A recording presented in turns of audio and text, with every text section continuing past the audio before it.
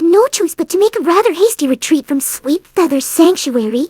However, I did manage to plead Dr. Fauna out of pressing charges. Alright, well, so much for this idea. We probably should have guessed that some pony like Chrysalis would have a hard time working with animals, when she is already having so much trouble being around sentient creatures. Hi, I don't have trouble around any pony. It's just that they always treat me like I'm some kind of monster. Well, you're still a changeling, and not even an entirely reformed one. Plus, you really didn't help the prejudice with that whole gopher incident. But nothing even really happened. I spit it out again. It wasn't even my fault, because this gopher had no business being so full of love as he was. Still ain't no justification to just try and munch a critter. Oh, like you've never had cravings. I didn't even plan on sucking out all his love, just a little bit of it. Still, we don't do that in a civilized society. Though one could argue if we could even call this sketch version of Ponyville civilized. I could think of plenty reasons to disagree. Eden Falls, I too have unfortunately no real use for Chrysalis. My own private self-marketing careers hardly leave any room for a co-worker. Even my public businesses, my boutiques, or my Nigerian statue project. I don't know, couldn't you always use an extra model for magazines? Sure, but the problem is that Chrysalis is not really fit for modeling. She's just too ugly. Hey, that's fucking rude! Tootbear lied, not my words. But ponies just don't think changelings are pretty. Blame racism.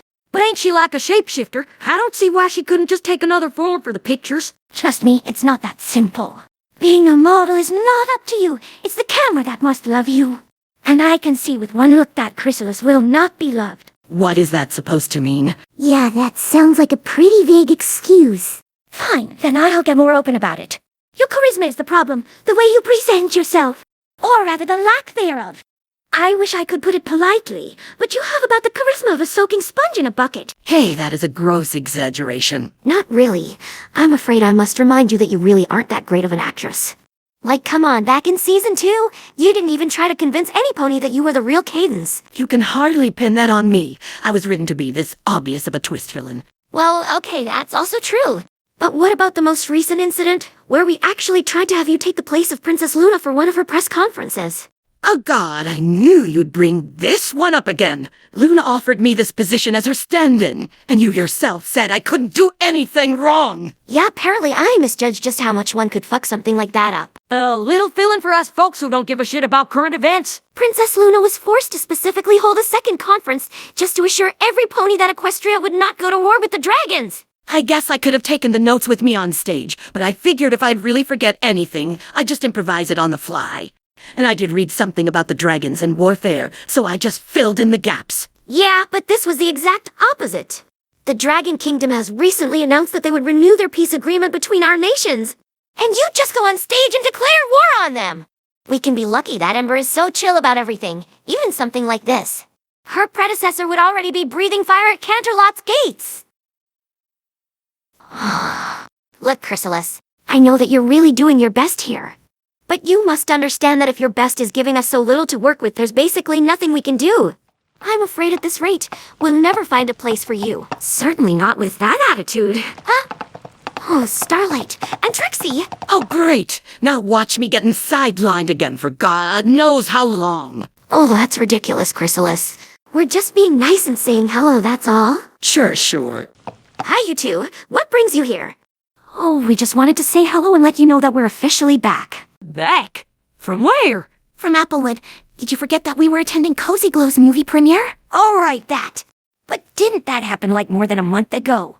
And you've stayed there for all this time? Yeah, well, to be fair, it turned out to be a little longer than we had anticipated. But some pony just had to let herself be arrested while I was away. Arrested? What? Oh, come on, you're acting like I was committing a serious crime when actually the good and innocent Trixie has done nothing of the sort. But what did she do? Surely the cops ain't just arrested her for nothing. No, you're right. It wasn't nothing. When I was brought here to help you fight Dan, Miss Lulumoon here got it into her head that she couldn't leave Applewood without one of the big letters in her pocket. What? You mean the big Applewood writing on the hills? Yes, for some reason she made an attempt to take one of the P's. All right, I somewhat get her wish to take a big letter for herself. Even BoJack Horseman did that bit. But why a P? Isn't it obvious? P for powerful. If there wasn't a T in there, I had to make do with something else. And only a letter of that size could fully embody the greatness that is in the power of Trixie. Cool it, girl. Anyways, you can probably guess that this attempt didn't quite work out so well. To be fair, I did manage to lift the pea quite a bit, which is impressive given how weak my magic was portrayed in our show. The problem was she lifted it up a little too high. It toppled and slid down the hill. Luckily it stopped before it could reach any building, but still, the damage you caused was pretty high. Oh, please, I wasn't even convicted for anything. All I had to do was pay a little fine. And that you owe to me, because they acknowledged my plea that you were mentally handicapped. Though I don't know if they really needed me telling them that, because your train of thought honestly only leaves that as an explanation. Oh, there is nothing like being verbally slaughtered by your best friend. You know she only says that because she cares about me. A little too much, I get the feeling. You put me on quite a legal adventure with your whole arrest, and through quite a few sleepless nights. Oh, but it wasn't all bad, was it? At least not for me. What do you mean by that? As I got it, you still spent quite a lot of days in jail. What was good about that? Well, I was lucky to meet someone there. A very special pony, if you catch my drift. Okay, and what's her name? His Twilight, and it's Brayburn. What? Y'all mean my cousin from Appaloosa? The hell's up with him constantly meeting folks I know? And you said he was in Applewood prison? What the fuck was he doing there? And why would he get into a relationship with you? I thought he and Little Strongheart were a thing. You, by the way. Allow me to explain. He was also arrested for being suspected of doing something he was innocent of, just like me. You see, it was a right tragedy that he was involved in, but his former mayfriend, so to speak, well, she, along with the rest of her buffalo tribe, are sadly no more. They have gone extinct. What? What do you mean extinct? They died? Yeah, basically. It appeared that during this train ride where he met Pinkie Pie, he must have caught some germs of pony pox. As he was naturally immune to them, he had no symptoms and promptly infected the whole tribe. They all died shortly after from this rotting disease. See, and that's why imperialism is bad. Oh, fuck off. Now, Brayburn was really mortified at the thought that this was all his own fault and he had basically killed his mere friend and her entire species, but luckily he then met me. At first he didn't really think much of me, but when I told him that I was trans-age and in my mind actually only 5 years old, his interest sparked. Trans-age? Really? Well, no, of course not really. But I was taking this meeting as a sort of destined sign. We both had something that the other could use.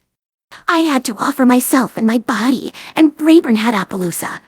Honestly, I think I got the long end of this stick. Very soon, we will officially marry.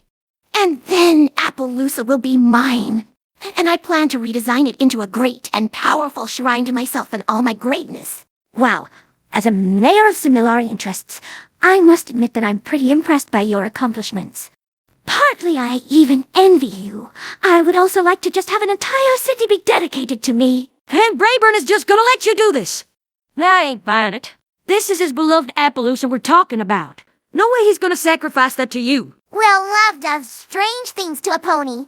Plus, Brayburn is probably still mourning the loss of Little Strongheart. I don't think his judgment is still the best at the moment. Wouldn't that be a little concerning then? That Trixie is basically manipulating a grieving stallion into giving her his entire hometown. Now we don't want to go exaggerating things. Indeed, for Appaloosa is nearly second on my list of good reasons for this relationship. But what the sad and lonely Trixie wants even more than a shrine for herself is a family. I always wanted to be related to some pony. Because since in the show, my family was never established, I simply was left with having none. But once the marriage with Brayburn is finished, I will be an official part of the extended Apple family, like Pinkie Pie. I'm sure you're just as excited, right, step-cousin? Wait! Something just came to my mind. What does Starlight think of all this? Me? What do you mean? What should I think of it? Well, because, you and Trixie, weren't you kind of already a couple? What? Oh really? My God! Still? How often do we need to repeat that? Starlight and I are not a couple, we're not lesbians, and we are tired of people constantly labeling us as such. I don't even get where this rumor has emerged from. Where did we ever give reason to believe that? Well, how about that restaurant sketch during the Cozy Doll arc? At the end of that one, you even were making out pretty intensely before the camera died. Oh, that? Yeah, well, I can't deny that. I can candidly confirm that we had sex that night, but that doesn't prove anything. Yeah, hardly. Call me bigoted if you will, but to me it kinda does. Even if you're not a couple, doesn't that in the least make you bisexual? Again with the labels. Can two mares not enjoy each other's bodily company without it having anything to do with sexuality? That was merely to clear Starlight's mind before she was to head out and rescue you. Indeed. Completely lacking any sort of attraction. I might have as well been rubbing a pillow for all I cared. Well, a pillow might be a little stretch if I might say that. It must have meant more than that. Of course, but you get my point. That affair was entirely bodily. Uh-huh. Okay. Good then. Now, if you will excuse us, we still have a lot of preparations to make. Our marriage is set for the end of this month, and I want to have moved to Appaloosa beforehand. Come along, please, Starlight. Sure thing, Miss Bride.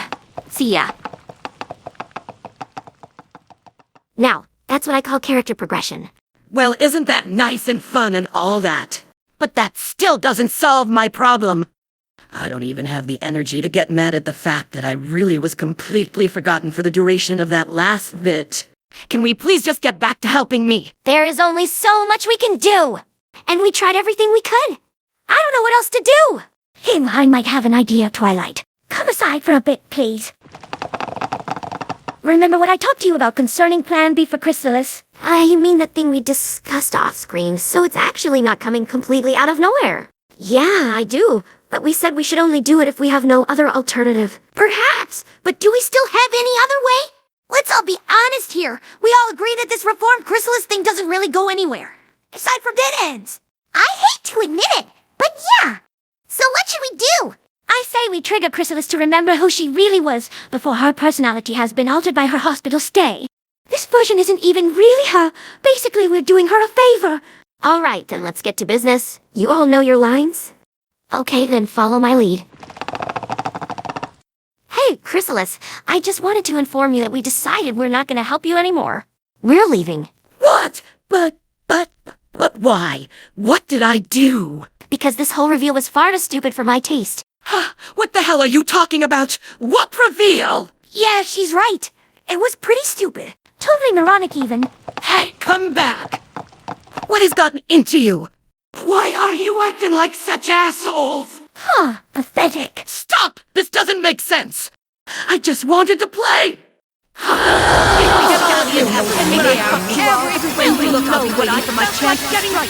moron.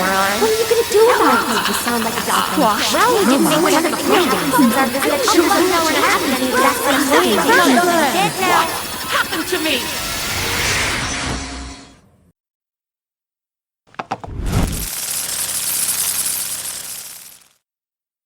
Well, I think it worked. It certainly looked like a classic flashback. So I guess it did. Good job, y'all, or whatever. Cool. And we're finally rid of her now. Nice. You mean until she returns again as a villain? Oh, yeah. Maybe I should have taken the time to really think this through.